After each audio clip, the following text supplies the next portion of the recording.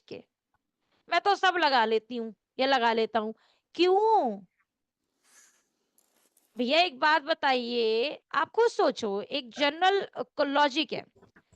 आप जब भी अपने लिए शर्ट लेने जाते हो, कोई कपड़ा लेने जाते हो, तो आपको बेसिक रिक्वायरमेंट तो पता है। अब आप मान लो, एक एक महिलाओं से, सबसे पहले मेरा सवाल ये, महिलाओं से ये सोच के देखो, आप एक शॉप पे गए और आपने बोला मुझे साड़ी दिखा दो, तो आप खुद सोचिए वो साड़ी वाला किस बेसिस पे साड़ी दिखाएगा। आपसे पूछता है ना वो साड़ी वाला, आपसे क्या पूछेगा? मैडम साड़ी कैसी दिखानी है, लाइट दिखाऊं, हैवी दिखाऊं, पार्टी वेयर दिखाऊं, रेगुलर वेयर दिखाऊं, कॉटन की दिखाऊं कि सिल्क की दिखाऊं कि शिफॉन की दिखाऊं, कैसी चाहिए? कलर लाइट चाहिए कि ब्राइट चाहिए, डार्क चाहिए, कैसा चाहिए? ऐसे ही आप देखिए जेंट्स की, आप कोई भी शर्ट लेने जाते हैं तो आपको उन्हें स्पेसिफिकेशन देनी पड़ेगी। ये वाला ये साइज होना चाहिए, मुझे फॉर्मल के लिए चाहिए या सेमी फॉर्मल में चाहिए या पार्टी वेयर चाहिए, रेगुलर वेयर के लिए चाहिए या कभी कभी के लिए चाहिए, हाफ स्लीव्स चाहिए या फुल स्लीव्स चाहिए। ऐसे ही स्किन केयर में भी कुछ स्पेसिफिकेशंस आपको पता होनी चाहिए, जब आप खुद के लिए खरीदते हो या आप किसी कस्टमर के लिए खरीद को दे रहे हो। क्या क्या चीजें पता होनी चाहिए, इसको लिख लो। ये आपको कहीं लिखी हुई नहीं मिलेंगी, पहली बता रही हूँ। जब भी आप किसी ट्रेनर से भी किसी के लिए स्किन केयर के प्रोडक्ट्स पूछ रहे हो, तो याद रखिए उस कस्टमर की, उस यूजर की पिक्चर के साथ साथ आपको ये भी बताना है उस व्यक्ति की एज, स्किन टाइप, ड्राई है, ऑयली है, कॉम्बिनेशन है या नॉर्मल है, स्किन की प्रॉब्लम। प्रॉब्लम मतलब आप ड्राइनेस है, ऑयली है, ऑयली में भी, ऑयली तो चलो स्किन टाइप हो गई, ऑयली स्किन में भी मल्टीपल प्रॉब्लम्स आती हैं। किसी को एक्ने पिंपल ब्रेकआउट्स होते हैं, किसी को ओपन पोर्स होते हैं, किसी को पिंपल के गड्ढे और स्पॉट्स होते हैं, राइट? झाइयां पिगमेंटेशन हो रही हैं, स्किन लूज हो रही है, स्किन में रिंकल्स ज्यादा विजिबल हो रहे हैं, स्किन फट ज्यादा रही है, सेंसिटिविटी इचिंग हो रही है। तो स्किन प्रॉब्लम्स भी बताइए। और कभी कभी क्या होता है, मुझे कोई प्रॉब्लम नहीं है, अब क्या करें? तो ये पूछिए कि आप अपनी स्किन में रिजल्ट क्या चाहते हैं, किस चीज पे काम करना चाहते हैं। आपको ब्राइटनिंग चाहिए, आपको टाइटनिंग चाहिए, क्या चाहिए? जनरली यही दो पर्पस होते हैं। और एक और वर्ड आता है जो लोग बोलते हैं डलनेस। डलनेस कैसे आती है, डलनेस क्या होती है? आपके घर में एक टेबल है, आप उस पे रोज कपड़ा मत मारो, गंदी होगी तो डली हो जाएगी, साइड सी बात है। आपका फर्श अगर धुंधला पड़ा हुआ है, इसका मतलब उस पे की सफाई नहीं हो रही है उस एरिया की, तो वो डल पड़ जाएगा, वहां से चमक खत्म हो जाएगी। एग्जैक्टली exactly, कोई भी प्रोडक्ट जब हम बेसिक स्टेप स्किन केयर के करते हैं, जिससे स्किन क्लीन रहती है, स्किन हेल्दी रहती है, मॉइस्चराइज रहती है, प्रोटेक्टेड रहती है, स्किन अपने आप ब्राइट हो जाती है, उसकी डलनेस अपने आप निकल जाती है। और डलनेस एक तरीके की प्रॉब्लम ऐसी होती है जो हर स्किन टाइप में आती है, राइट? तो क्या क्या चीजें ध्यान में रखनी चाहिए? अनसुटेबल प्रोडक्ट्स नहीं लगाने और मेकअप में नहीं सोना है, ये सारी। साथ ही साथ डे टाइम में सनस्क्रीन, एसपीएफ स्किप नहीं करना है, ये ध्यान रखिएगा। क्योंकि कभी कभी स्किन केयर पूरा यूज करने के बावजूद भी ऐसा होता है कि मेरी स्किन की प्रॉब्लम खत्म नहीं होती। मैडम 7 महीने से प्रोडक्ट यूज कर रहे हैं, मेरी स्किन में कोई रिजल्ट नहीं आ रहा।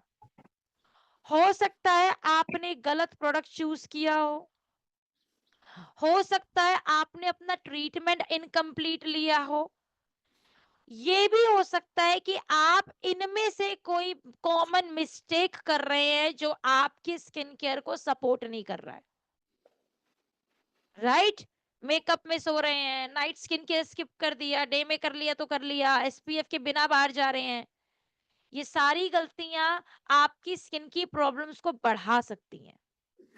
अब स्किन केयर, चाहे एक व्यक्ति मेकअप करता है या नहीं करता है, आपने जो पिछले 2 सेशन में स्निस एलीट के प्रोडक्ट पढ़े थे, जाने थे, सबसे पहले ध्यान दीजिए, स्किन केयर में स्निस एलीट के प्रोडक्ट आप 14 साल से ऊपर, 14 साल से ऊपर हर व्यक्ति को दे सकते हैं। स्किन टाइप, स्किन व्यक्ति की एज और प्रॉब्लम को जानते हुए स्किन केयर रूटीन हमेशा ध्यान रखिए, 2 भागों में स्किन केयर डिवाइडेड है। एक होता है वीकली केयर, जिसमें हम डीप एक्सफोलिएशन, डीप हाइड्रेशन और डीप टोनिंग करते हैं, जिसे आप फेशियल्स कहते हैं, क्लीन अप्स कहते हैं, जो हमें वीकली बेसिस पे करने चाहिए, जिससे स्किन की डेड लेयर निकलती है और स्किन का रेन्यूअल प्रोसेस अच्छा होता है, सेल्यूलर एक्टिवेशन अच्छा होता है। दूसरा डेली केयर, जिसे मुझे नाइट और डे दोनों में करना चाहिए। तो एएम मतलब डे और पीएम मतलब नाइट। जहां मेरा कर्सर है वहां देखो, CTTM, ये 4 स्टेप ऐसे होते हैं जो आप डे और नाइट दोनों में यूज करते हैं। ध्यान रखिए, जनरली स्किन केयर 5 स्टेप का होता है। क्लेंजर यानी कि फेस वॉश, टोनर यानी कि टोनिंग के लिए, ट्रीटमेंट मतलब फेस सिरम, जो प्रॉब्लम है उस प्रॉब्लम का ट्रीटमेंट चाहिए मुझे, एंड मॉइस्चराइजर, जो कि मेरी स्किन की ऊपर की लेयर को हाइड्रेट करेगा, साथ ही साथ मेरी स्किन को मॉइस्चराइज करेगा, ग्लो करने में मदद कराएगा, एंड साथ ही साथ मुझे एनवायरमेंटल डैमेज से बचाएगा। तो 4 स्टेप हो गए, cleanse, face wash day night, toner day night, serum day night, moisturiser day और नाइट, ये 4 स्टेप हो गए। 5वां स्टेप होता है जो सिर्फ इन चारों स्टेप के बाद डे टाइम में आता है, वो होता है मेरा SPF, सनस्क्रीन। सनस्क्रीन आपके स्किन केयर का लास्ट स्टेप होता है, सबसे लास्ट में लगता है, क्योंकि ध्यान रखिए, आप हमेशा जब अपना घर लॉक करते हो तो घर में पहले अंदर के कमरों में अलमीरा में ताले मारते हो, मेन गेट लास्ट में लॉक करते हो। तो ये एक तरीके का मेन गेट, SPF आपका वो लॉक है जो मेन गेट पे लगेगा, ठीक है। और ये डे टाइम में ही लगेगा आपकी स्किन में, नाइट में नहीं लगाना है इसको। अब क्लेंजर, टोनर, मॉइस्चराइजर, लिख लो जो मैं बता रही हूं, फेस वॉश, टोनर, मॉइस्चराइजर और SPF, ये 4 प्रोडक्ट आपकी स्किन टाइप के अकॉर्डिंग होते हैं।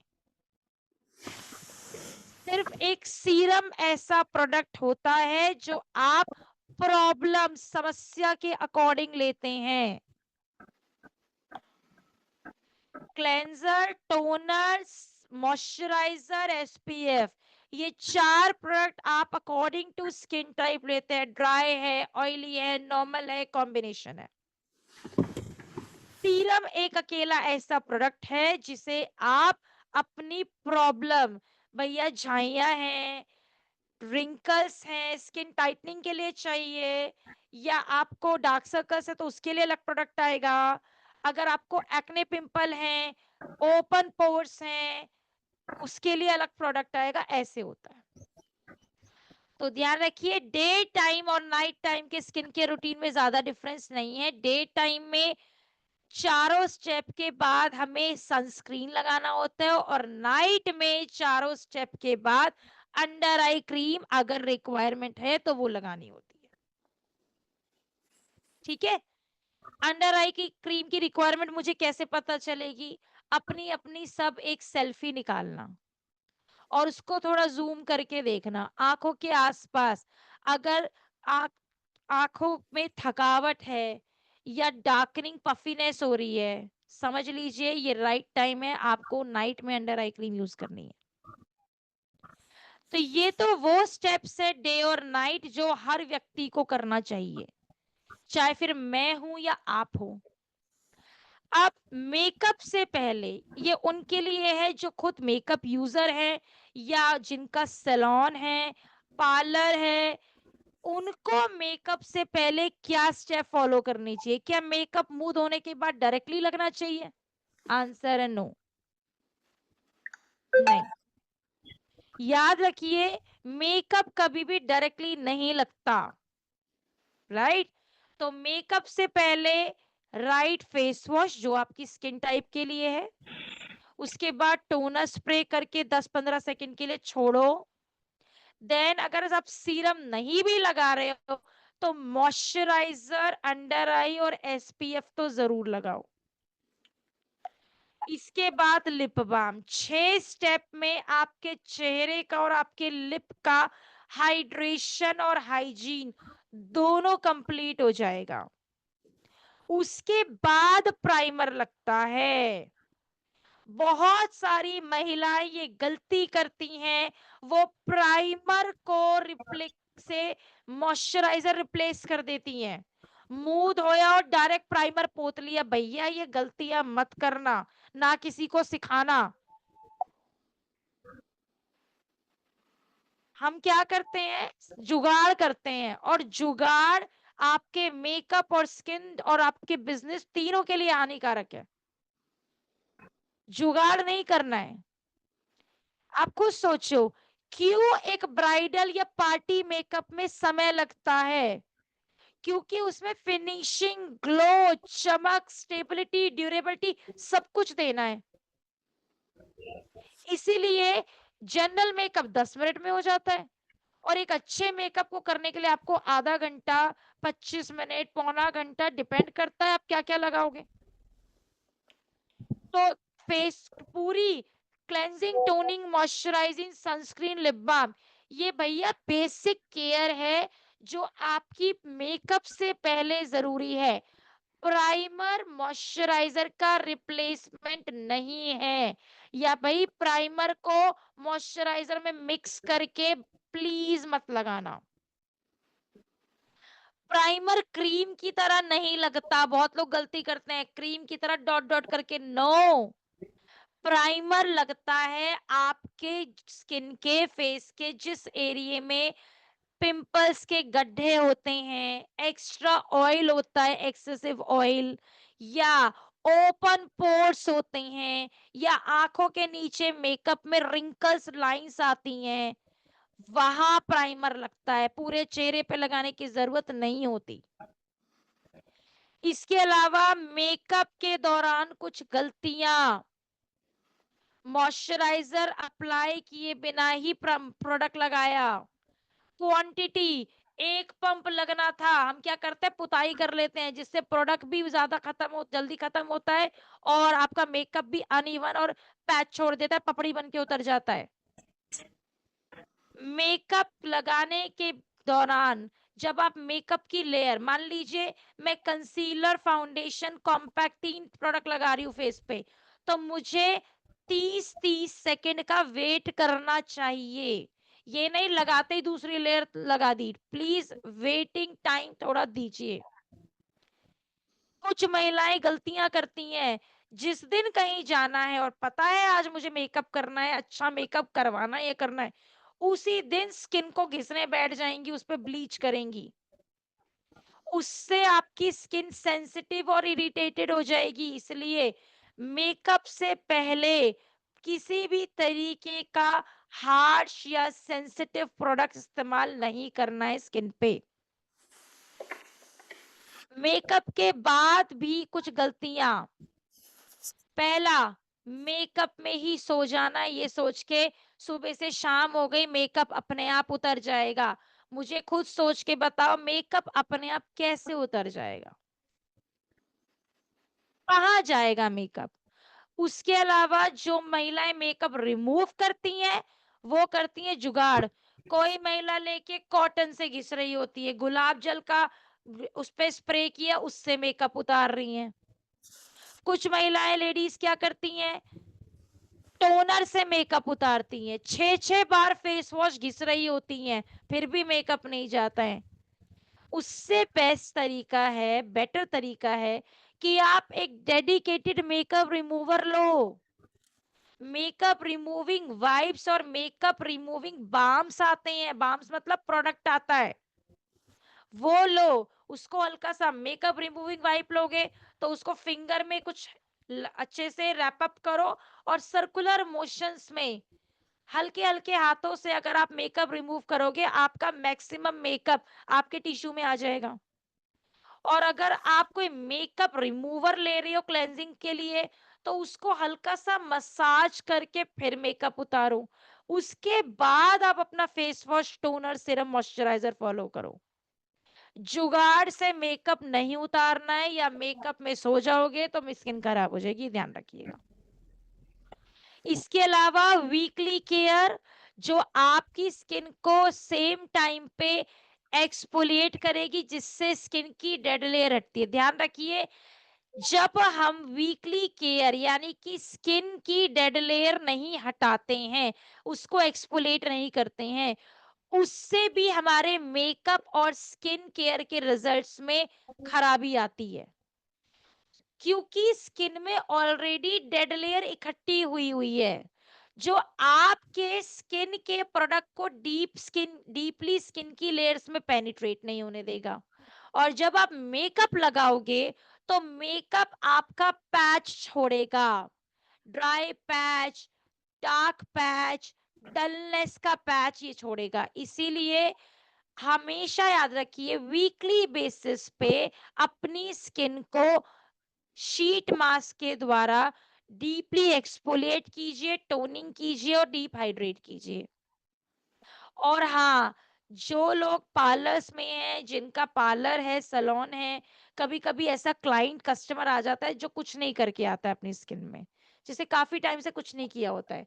तो शीट मास्क एक ऐसा इकलौता प्रोडक्ट हो सकता है जो आप एक्सफोलिएशन के लिए और डीप हाइड्रेशन के लिए अपने लिए या अपने कस्टमर को मेकअप से 1 घंटा पहले या आधा घंटा पहले दे सकती हैं, क्योंकि इसमें हार्श एक्सफोलिएशन नहीं होता, हैवी ग्रैनुल्स की स्क्रबिंग नहीं होती, सारा एक्सफोलिएशन एडवांस इंग्रेडिएंट्स और फॉर्मुलेशन के द्वारा होता है। जो इसीलिए हम कहते हैं कि हमारे सारे प्रोडक्ट्स के इंग्रेडिएंट्स क्लिनिकली टेस्टेड हैं। ठीक है। ब्रशेस, मेकअप ब्रशेस सैनिटाइज करो। जिनको पिंपल, एक्ने बड़े फ्रीक्वेंट बेसिस पे होते हैं, स्किन एलर्जी, स्किन में छोटे छोटे दाने निकलना, ये फ्रीक्वेंट बेसिस पे होते हैं, प्लीज अपने पिलो कवर को डेली चेंज कीजिए। इसके अलावा अपने या अपने कस्टमर की स्किन पे किसी भी तरीके का एक्सपायरी या नियर बाय एक्सपायरी प्रोडक्ट मत यूज करना। कुछ लोग क्या करते हैं प्रोडक्ट लाके रख देते हैं और साल भर 6 महीना हो जाता है, प्रोडक्ट खोलते ही नहीं है, और उसे रखते भी ऐसी जगह पे हैं जहां पे वो प्रोडक्ट अंदर से डैमेज हो सकता है। तो भैया, अगर आपके प्रोडक्ट में से बैड स्मेल आ रही है, उसकी एक्सपायरी डेट चेक करो, अगर वो नियर बाय एक्सपायरी है, डोंट यूज इट, मत यूज करना, ना यूज कराना। तो आज के सेशन में हमने एक चीज जो इंपॉर्टेंट सीखी है वो ये है कि कंसिस्टेंसी में अगर आप स्किन केयर, भैया एक चीज याद रखिए, कंटिन्यूसली स्किन केयर एक रूटीन है। जैसे आप ब्रश करते हैं, ब्रश जिस तरह आप रूटीन में करते हैं, स्किन केयर भी रूटीन ही है। तभी वो आपके रिपेयरिंग सिस्टम और डिफेंस सिस्टम को डे और नाइट के हिसाब से स्ट्रांग बना सकता है और आपकी स्किन को हेल्दीफाई कर सकता है। तो स्किन केयर एक कमिटमेंट है जो मेकअप और स्किन हेल्थ को इम्पैक्ट करता है, और आपके मेकअप की, फ्लॉलेस मेकअप की और अच्छी स्किन की आपका रेगुलर स्किन केयर कमिटमेंट है, रूटीन में कमिटमेंट है। अब एक चीज मैं बता दूं, जैसे मैंने आपको पीछे एक चीज बताई थी यहाँ पे, क्लेंजिंग, टोनिंग, ट्रीटमेंट, मॉइस्चराइजर, याद रखिए ये प्रोडक्ट के नेम नहीं है, ये स्टेप है। क्लेंजिंग का मतलब फेस वॉश जो भी आपकी स्किन टाइप पे सूट करता है, हाइड्रेटिंग हो सकता है, चारकोल हो सकता है, विटामिन सी हो सकता है, जो भी आपकी स्किन टाइप है।